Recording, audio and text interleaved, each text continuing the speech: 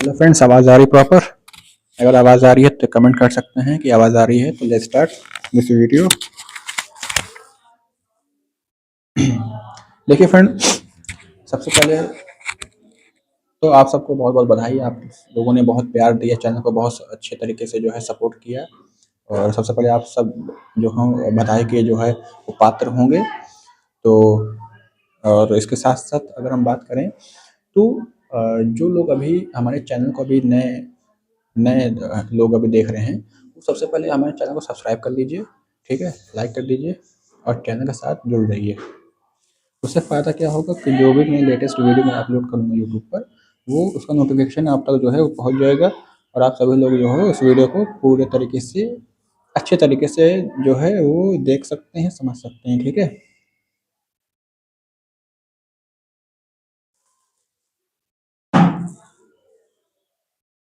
तो इसके साथ साथ अगर हम देखें तो यहीं से हम स्टार्ट करते हैं। तो आप लोग को पता होगा, इससे पहले हमने जो है एक शॉर्ट्स के माध्यम से हमने एक वीडियो अपलोड की थी। उसमें हमने आप लोगों को बताया था कि अ, बहुत जल्द मैं यूपीएससी सिलेबस एनालिसिस पर वीडियो लाने वाला हूँ। तो आज का जो टॉपिक है वो वीडियो एनालिसिस पर है, ठीक है। यानी कि सिलेबस एनालिसिस हमारा इम्पोर्टेंट क्यों होता है, ठीक है। और क्या बगैर सिलेबस एनालिसिस किए हम अपनी तैयारी को स्टार्ट कर सकते हैं? तो इस पे आज हम डिस्कस करने जा रहे हैं। तो सबसे पहले अगर आप सब लोग चैनल पर नए हैं, चैनल को सब्सक्राइब कर लीजिए यूपीएससी विद जैद और लाइक कर दीजिए और चैनल के साथ जुड़ जाइए, ठीक है। और अगर आप सबको कोई और वीडियो की नीड है, जैसे यूपीएससी क्या है, या अगर आप लोग बिगिनर हैं तो आप लोग प्ले लिस्ट में जाकर करके मेरी 2-4 वीडियो पड़ी हुई हैं, जैसे न्यूज़पेपर को लेके एनसीईआरटी कितनी इंपॉर्टेंट होती है, एनसीईआरटी को लेकर के यूपीएससी क्या है, कैसे एग्ज़ाम पैटर्न है, ठीक है। तो इसको लेकर के मैंने लेटेस्ट लेटेस्ट वीडियो अपलोड की है, आप चाहो तो उसको चेकआउट कर सकते हो। तो यहीं से हम लोग अपनी वीडियो स्टार्ट करते हैं। तो आज का टॉपिक आप लोग को मालूम पड़ गया होगा, आज का टॉपिक जो है वो यूपीएससी सिलेबस एनालिसिस पर है। तो क्या होता है यूपीएससी सिलेबस एनालिसिस, कैसे किया जाता है और ये कितना रोल प्ले करता है, तो इसको आज हम एग्जाम्पल के माध्यम से भी समझेंगे, ठीक है। जैसे आप सब लोग देख सकते हैं ये यूपीएससी सिलेबस है, रखा हुआ है। तो आई होप कि मैं आशा करता हूँ कि आप लोगों के पास भी सिलेबस होगा यूपीएससी के, चाहे वो प्रिंट फॉर्म में हो, पीडीएफ फॉर्म में हो, ठीक है। और जिनके पास नहीं है वो लोग भी सिलेबस को जो है upsc.gov.in पर जो है जा करके वो वहाँ से डाउनलोड कर सकते हैं और उसको चाहे प्रिंट फॉर्मेट में रख सकते हैं, चाहे उसको जो है पीडीएफ फॉर्म में भी रख सकते हैं, ठीक है। यहाँ तक बात क्लियर है ना। तो हम लोग बात करते हैं कि सिलेबस होता क्या है। देखिए, मैं एग्जांपल के थ्रू आपको समझाना चाहता हूँ। जैसे मान लीजिए आप कोई एक पर्टिकुलर आप क्षेत्र को आप बिलोंग करते हैं। तो जब भी आप कहीं भी दूसरे एरिया में, आप जैसे कहीं भी दूसरे क्षेत्र में अगर आप जाते हो, तो वहाँ पे आपकी कोई आइडेंटिटी नहीं है, ठीक है। वहाँ पे लोग आपको नहीं जानते, ठीक है। वहाँ की बोली भाषा आप नहीं जानते, या आप किसी को नहीं जानते, या वहाँ के लोग आपको नहीं जानते, ठीक है। तो ये है। अब इसके साथ साथ अब वहाँ पे अपनी आइडेंटिटी कैसे आप लोग जो हो बताना कैसे करोगे, साबित कैसे करोगे कि हम ये हैं, यहाँ के रहने वाले हैं। तो आप लोग क्या करते हो, तो आप लोग करते ये हो कि कम्युनिकेट करते हो, यानी कि बातचीत करना वो स्टार्ट करते हो। तो बातचीत जब आप लोग करते हो तो पूछते हो, भाई तुम्हारा नाम क्या है, आप कहाँ के रहने वाले हैं, ठीक है, यहाँ के हैं कि वहाँ के हैं, आप क्या काम करते हैं, स्टूडेंट हैं, वर्कर हैं, हाउसवाइफ हैं कि फ्रेशर हैं अभी। तो उनकी जो वर्क प्रोफाइल है या जो भी उनकी लाइफ स्टाइल है, उनके बारे में आपको क्लियर होता है, ठीक है। यहाँ तक बात क्लियर है। तो इस तरीके से यानी हम लोग उनसे बात करते हैं। तो सिलेबस भी वही करता है। सिलेबस क्या है, सिलेबस एक यूपीएससी यानी यूपीएससी एक पेपर के रूप में वो डायरेक्ट आपसे बात नहीं कर पाता। इस वजह से वो जो है एक पेपर यानी कि एक फॉर्मेट, जैसे मान लीजिए एक यूपीएससी का मान लीजिए एक पेपर है, तो इसके माध्यम से वो जो है प्रिंट फॉर्म में वो आपसे वो जो है इंटरेक्ट करता है, यानी बातचीत करने की कोशिश करता है। यहाँ तक बात क्लियर है। तो जब आपसे बात करता है तो वो ये बताता है कि देखिए भाई, हमें ऐसे लोग की ज़रूरत नहीं है जो बहुत मोटा चश्मा लगाए हों, दिन रात खाली पढ़ाई करें, ठीक है, मोटी मोटी किताबें मार्केट से ले आएँ बिना समझे बिना जाने कि मेरी डिमांड क्या है, मैं चाहता हूँ क्या हूँ। मैं थोड़ा ना कह रहा हूँ कि आप पूरी किताब पढ़ लीजिए, वो लोग तो पूरी पूरी किताब पढ़ लेते हैं फिर भी कहते हैं सिलेक्शन नहीं हुआ। तो ऐसा नहीं है, पूरी किताबें आपको नहीं पढ़नी। किस सब्जेक्ट में कौन सा टॉपिक इम्पोर्टेंट है, कहाँ से क्वेश्चन आने की डिमांड है, ये हमें सिलेबस बताता है, ठीक है। अब सिलेबस में जैसे लिखा होता है कि हिस्ट्री पढ़ लेना, ज्योग्राफी पढ़ लेना, ठीक है, पॉलिटी पढ़ लेना। तो पॉलिटी में कौन कौन से टॉपिक पढ़ने हैं, हिस्ट्री में क्या क्या चीज़ें पढ़नी है, क्या चीज़ नहीं पढ़नी है, कैसे पढ़ना है, ठीक है। इसके साथ साथ ज्योग्राफी में इस तरीके से हो गए, क्या सवाल कहाँ से आएंगे, कैसे क्या होगा। तो ये सब काम जो है हमें सिलेबस जो है वो बताने की कोशिश करता है। यहाँ तक बात क्लियर है। तो इस तरीके से मैं आपको एक सिलेबस के थ्रू मैं आपको बता देता हूँ। और बहुत से बच्चे क्या करते हैं जो फ्रेशर्स होते हैं, फ्रेशर्स जो अभी हाल ही में अपना 12th क्लास पास किए हैं, तो क्या करेंगे, जैसे 12th क्लास पास कर लेते हैं, उसके बाद कहते हैं कि अब मैंने 12th क्लास पास कर ली है, अब मेरा सपना है कि यूपीएससी क्रैक कर देना, फर्स्ट रैंक मेरी आएगी, ये आएगा वो आएगा, और सब डिसाइड कर लेते हैं पहले से। उसके बाद कोई एक्शन प्लान नहीं बनाते हैं, या कोई स्ट्रक्चर पढ़ाई का नहीं बनाते हैं, या कुछ भी ऐसा कुछ भी नहीं बनाते, खाली टारगेट एक रख लेते हैं, हाँ इस साल जो है यूपीएससी बंदा क्रैक करेगा। तो क्रैक कैसे करना है, उसके लिए एक पूरा एक प्लान स्ट्रक्चर जो है वो होना चाहिए किसी भी स्टूडेंट्स के लिए। अगर आप बिगिनर हो तो पहले एक चीज़ इम्पॉर्टेंट होती है, ठीक है। तो वो क्या करते हैं, मार्केट गूगल पर सर्च करेंगे, फिर पूरी बुक लिस्ट निकलती है। तो जैसे ये यहाँ पे आप देख सकते हो, ये एम लक्ष्मीकांत किताब होती है, जो कि लेवल 2 के लिए होती है।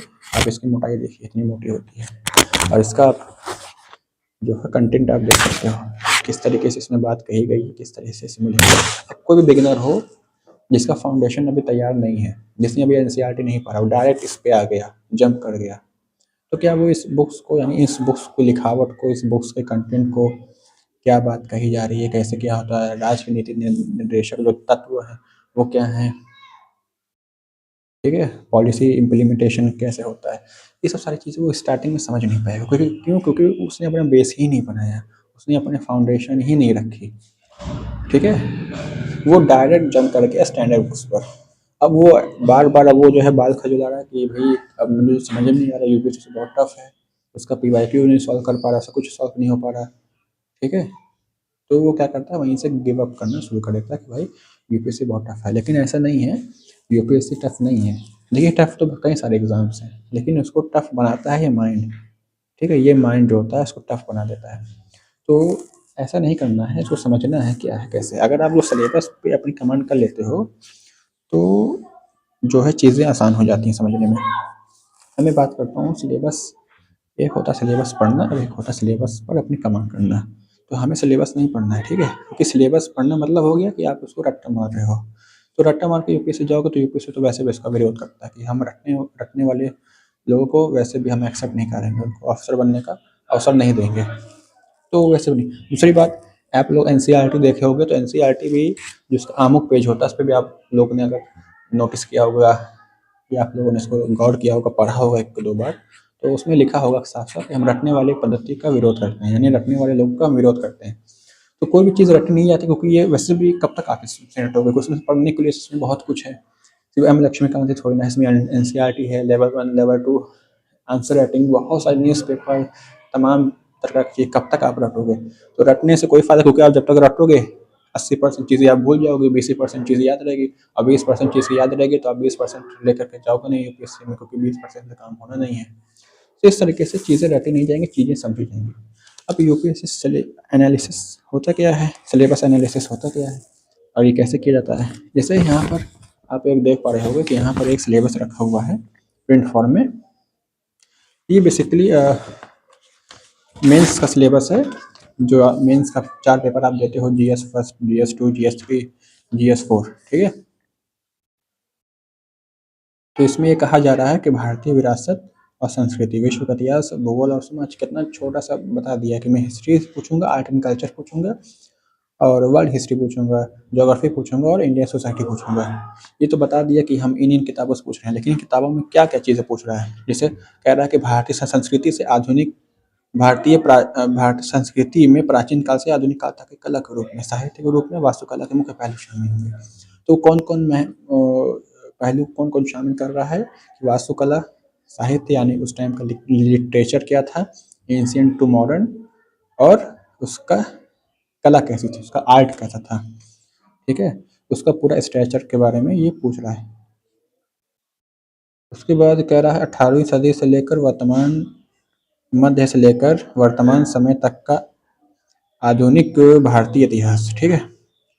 महत्वपूर्ण घटनाएं, व्यक्तित्व और विषय। देखिए, जब भी आप कोई भी जब भी आप कोई भी चीज़ पढ़िए, तो अगर उसमें घटना के बारे में है कि हाँ ये फलाना घटना के बारे में कहा जा रहा है पढ़ने के लिए, तो उसमें घटना के साथ साथ उस घटना वो घटना कैसे घटित हुई और उसमें कौन कौन से व्यक्तित्व शामिल थे। व्यक्तित्व मतलब पर्सनैलिटीज़, यानी कौन कौन लोग उसमें योगदान दिए हैं, वो घटना के टाइम पे कौन कौन व्यक्ति उसमें शामिल रहे हैं उनके बारे में भी पढ़ना है। और उस टाइम पे वो मुद्दे किस मुद्दे पे उन्होंने बात की, किस मुद्दे पे लड़ाई झगड़े हुए, ठीक है, या किस मुद्दे पर बहस हुई थी, ठीक है, तो वो क्या थे, इनके बारे में हम लोग को देखना है।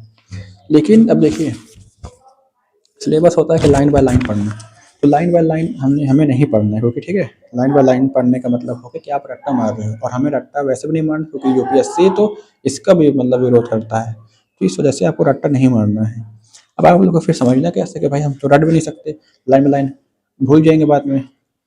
तो ऐसा करने के लिए हमें क्या करना पड़ता है, सिलेबस एनालिसिस। एनालिसिस का मतलब होता है कि किसी भी बड़े सेंटेंस को छोटे छोटे शब्दों में या छोटे छोटे वर्ड में इसको जो है तोड़ देना, ठीक है। अब तोड़ेंगे कैसे, जैसे यहाँ पे कह रहा है महिलाओं की भूमिका और महिला संगठन, तो महिलाओं की भूमिका क्या है और कहाँ पर, इंडियन सोसाइटी में। इंडियन सोसाइटी में महिलाओं को कितना जो है वो मान सम्मान दिया जा रहा है, उनकी भूमिका कहाँ पर है, किस किन क्षेत्रों में महिलाओं की भूमिका है।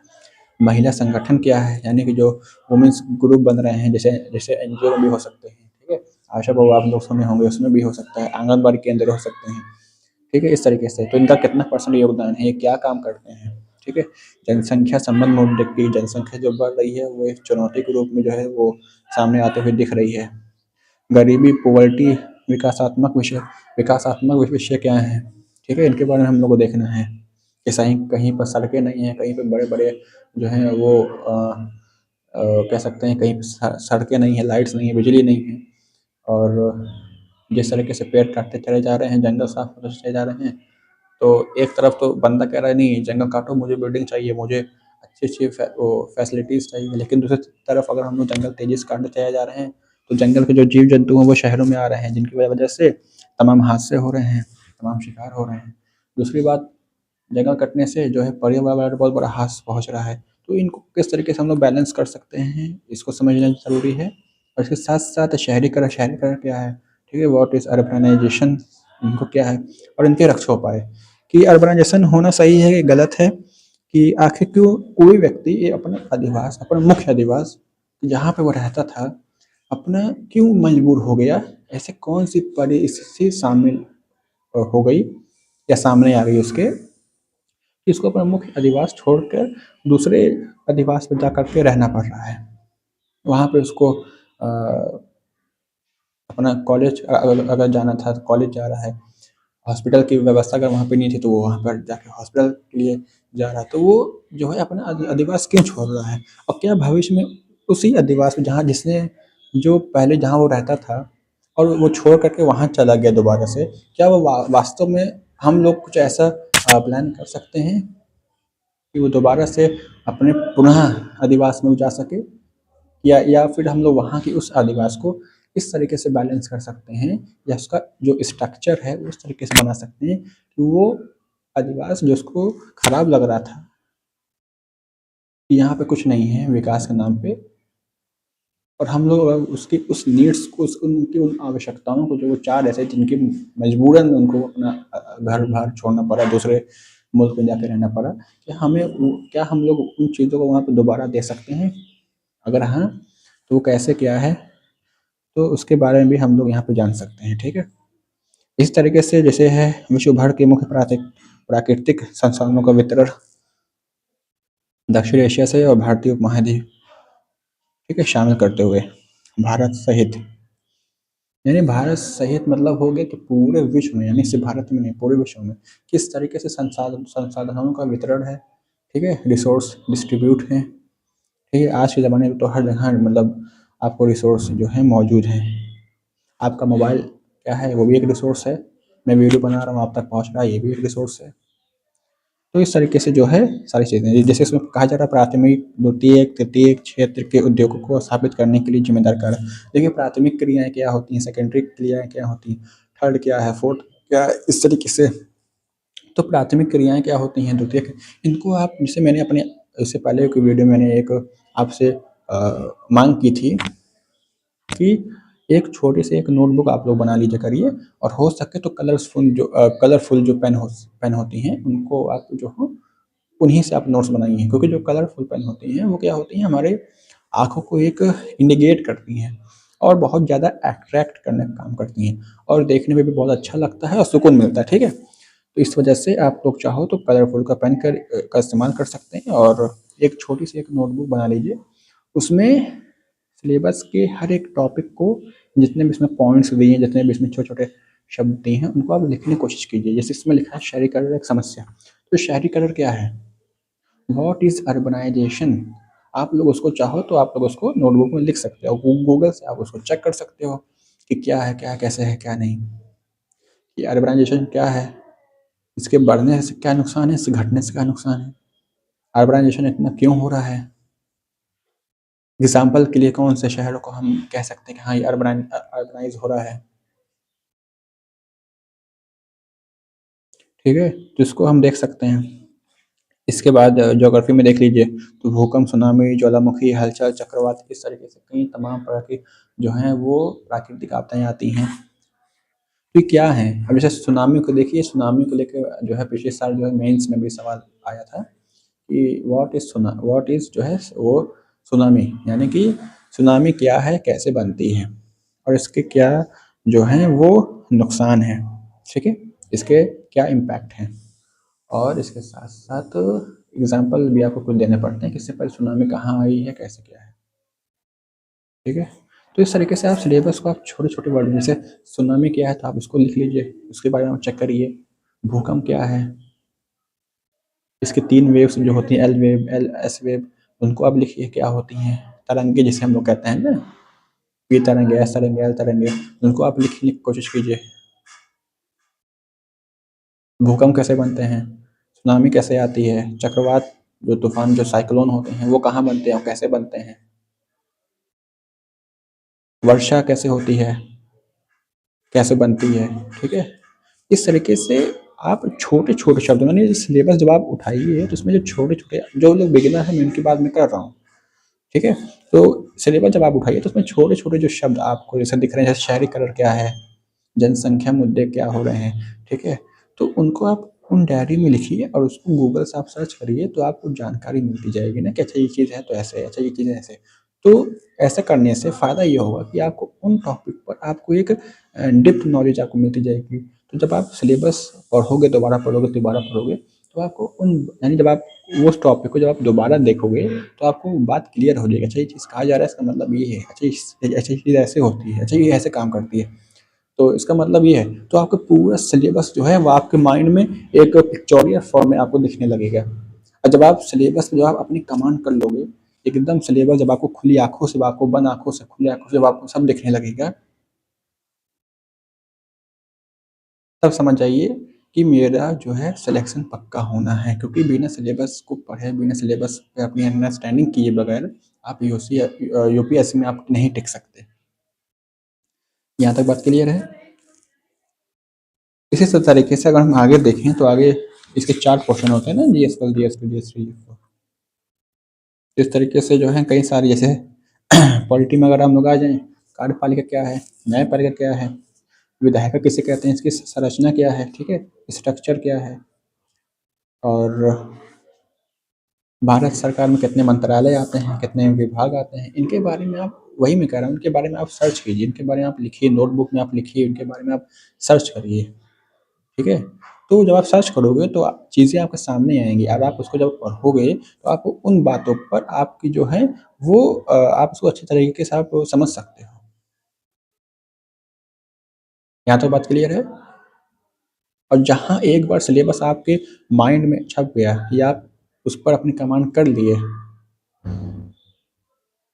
तब फिर जब आप एनसीईआरटी पढ़ो या कोई भी बुक्स पढ़ते हैं तो आप फिर भटकेंगे नहीं। आप अपने सिलेबस से कनेक्ट रह करके आप चीज़ें करेंगे। फिर आपको किसी से पूछना नहीं पड़ेगा कि भाई मुझे ये चीज़ तैयार करना है यूपीएससी में, इसके लिए कौन से बुक्स पढ़नी है। आपको खुद ही मालूम पड़ जाएगा कि मेरा सिलेबस मुझसे क्या डिमांड कर रहा है और मुझे कौन सी बुक्स पढ़नी चाहिए। ठीक है? तो आप फालतू की वीडियो नहीं देख कर के इसको आप लोग समझने की कोशिश करिए कि सिलेबस क्यों इतना इम्पोर्टेंट है।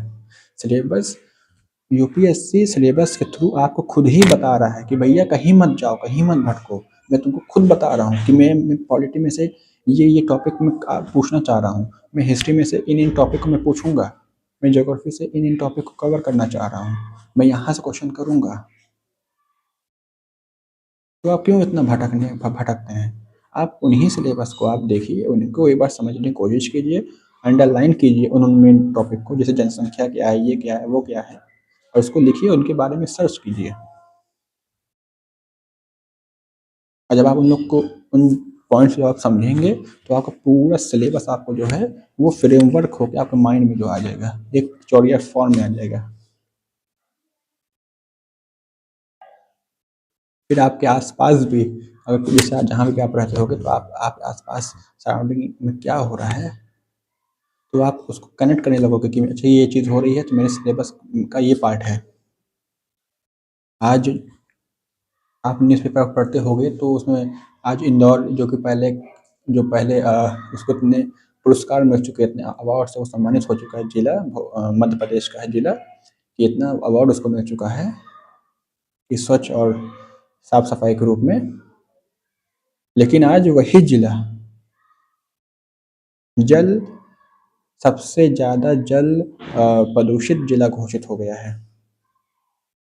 लोग वहाँ साफ पानी के लिए तरस रहे हैं, लोगों की जानें चली जा रही हैं।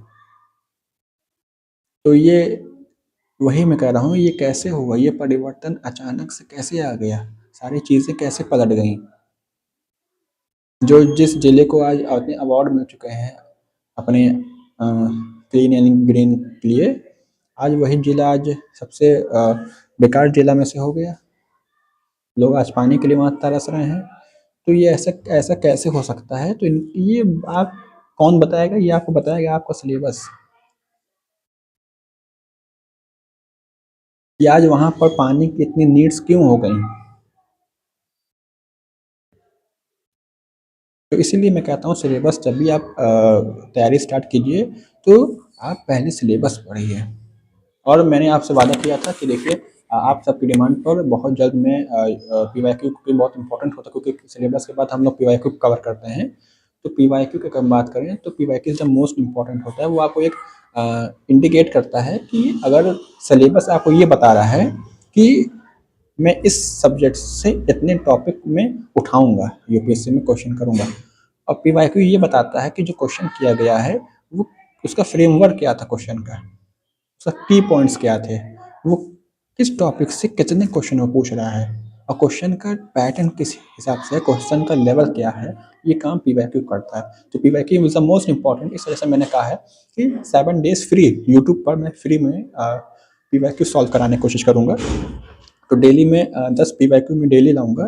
ठीक है, तो 7 डेज हमारा फ्री जो है वो वेबिनार यूट्यूब पर फ्री रहेगा। टाइमिंग में मैं शॉर्ट्स के माध्यम से मैं अपलोड करके मैं आपको बता दूंगा कि टाइमिंग क्या रहेगी, उसकी डेट और टाइमिंग तो मैं आपको बता दूंगा। ठीक है, तो इस चीज़ को जो है समझना बहुत इम्पोर्टेंट हो जाता है। तो इस वजह से मैं गुजारिश करता हूँ कि आप सभी लोग जब भी तैयारी स्टार्ट कीजिए, चाहे वो आप बिगिनर हो या फिर आप तैयारी स्टार्ट कर चुके हैं ऑलरेडी, तो सिलेबस आप पढ़ते रहा करिए। एक समय निकालिए, चाहे सुबह का समय हो, शाम का समय हो, आप वर्कर हो, स्टूडेंट हो, कॉलेज जाते हो, हाउसवाइफ हो, जो भी हो, लेकिन अगर आप तैयारी कर रहे हो तो एक समय आप ऐसा निकालिए कि जिसमें आप सभी लोग सिलेबस को एक बार पढ़िए। और नहीं समझ में आ रहा है तो आप लोग क्या करिए, सिलेबस का एनालिसिस कीजिए, यानी उसको कई कई शब्दों में, कई कई वर्ड्स में आप उसको तोड़ने की कोशिश कीजिए। आप उसको एक एक डायरी बनाइए सिलेबस एनालिसिस की, उस पर उन्हीं पॉइंट्स को, जो पॉइंट्स आपको नहीं समझ में आ रहे हैं या आपको लग रहा है कि कुछ नया नया है, तो आप उन पर अंडरलाइन करिए और डायरी में उसको लिखिए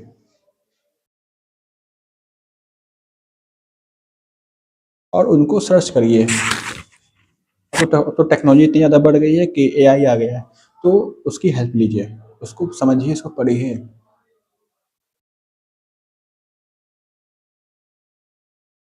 क्योंकि जब तक आपकी क्लियरिटी, जब तक आपका कॉन्सेप्ट क्लियर नहीं होगा, आप जो हो पीवाईक्यू आप सॉल्व नहीं कर पाओगे। और जिस बंदे ने अगर 10,000 15,000 अगर पीवाईक्यू सॉल्व कर दिए, उसका सिलेक्शन यूपीएससी में पक्का होना तय है। लेकिन ये सब करने के लिए आपका सिलेबस पे कमांड होना प्लस पीवाईक्यू सॉल्व करते रहना बहुत इंपॉर्टेंट होता है, क्योंकि तैयारी का पहला स्टेज ही है ये सिलेबस एनालिसिस। बिना इसके करे आप समझ ही नहीं आएगा। देखिए, यूपीएससी क्लियर करने के लिए, यूपीएससी में अपने सिलेक्शन कराने के लिए कुल 12 नियम होते हैं, ये बात जान लीजिए। अब वो 12 नियम क्या हैं, मैं बहुत जल्द उसको मैं यूट्यूब पर एक वीडियो बना दूंगा उसकी भी, कि 12 नियम क्या हैं, उसको आप नोट डाउन कर सकते हो, ठीक है। और एक एक स्टेप कि हाँ मेरा सिलेबस हो गया, पीवाईक्यू हो गया, एनसीईआरटी हो गया, बेसिक राइटिंग हो गया, आप उसको चेक कर सकते हैं। कैलेंडर मेथड्स क्या होते हैं कि हम कैलेंडर मेथड्स में हम जान सकते हैं कि हाँ इतने डेज मुझे ये किताबें पढ़नी है, इतने डेज मुझे इन चैप्टर्स को देखना है, इतने घंटे मुझे आंसर राइटिंग करनी है। तो वो पूरा मेथड मैं आपको बताने वाला हूँ, बहुत अच्छी अच्छी वीडियो में बहुत जल्दी मैं अपलोड करूँगा, क्योंकि मैं भी एक यूपीएससी एस्पिरेंट हूँ, तो ज़्यादा समय मुझे नहीं मिलता।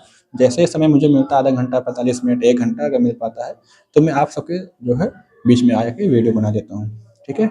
तो आज की वीडियो कैसे रही, तो सबसे पहले आप लोग कमेंट कर सकते हैं, शेयर, चैनल पर अगर आप लोग नए हैं तो चैनल के साथ आप लोग जुड़ सकते हैं, यूपीएससी विद जैद सब्सक्राइब कर सकते हैं, चैनल को लाइक कर सकते हैं, और अपने तमाम दोस्त यारों के साथ चैनल को शेयर भी कर सकते हैं, ताकि उन तक भी वीडियो पहुंचे कि सिलेबस को पढ़ना बहुत ज़रूरी है, बिना सिलेबस पढ़े आप जो हो इसमें टिक नहीं सकते, ठीक है। यहाँ तक बात क्लियर है।